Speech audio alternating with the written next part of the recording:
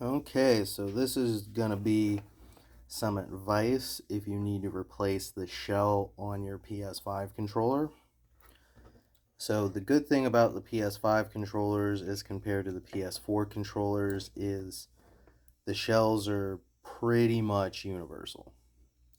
There is like no compatibility between shells on PS4 controllers. It can be a little bit of a nightmare to try to shell swap those. The PS5s are pretty universal. There's not too many issues you run into. These are two different styles of rears that you'll see. The fronts are all pretty much the same, but the older ones have this extra piece here, and this is a little bit flatter. So sometimes I run into issues with these ones, putting them on newer controllers, basically because of this. This is useless, so you can just grab some pliers and pull that straight off. If you're still running into issues after that, which it happens sometimes, or even I may run into issues with one of these not fitting, and it's always this pushing up on the USB too hard so it's not lining up. You just take a knife and shave a tiny bit off the top there, and that should help your USB fit a little bit more.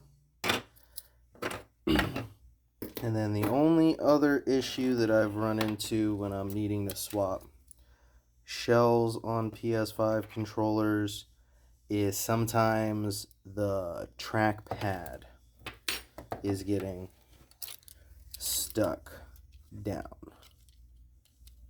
So, well, it's better if I show it to you this way. So, this peg here goes into this slot, so it'll hit the button when you push it down.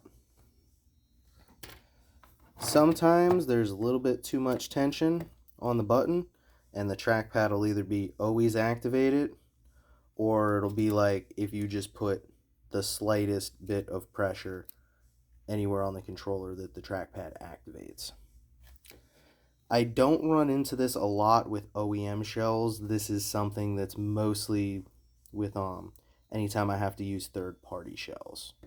But you just take a file and you'll file this down right here.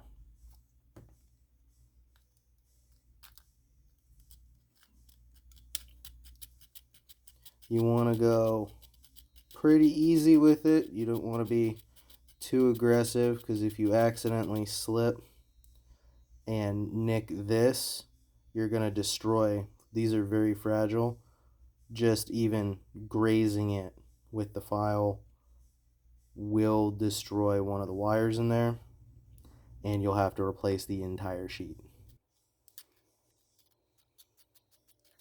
So you just want to file that down slightly.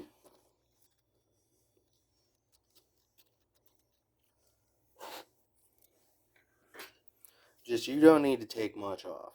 So you just get that filed down a little bit. That'll give you a little bit more space, so the trackpad will not be activated anymore. And that's pretty much, that's all the minor issues that I've ever run into doing shell swaps on PS5 controllers. We do get a lot in that have been chewed up by animals, so we got to replace these quite a bit. So I hope this helped you, and stay tuned for more repair videos.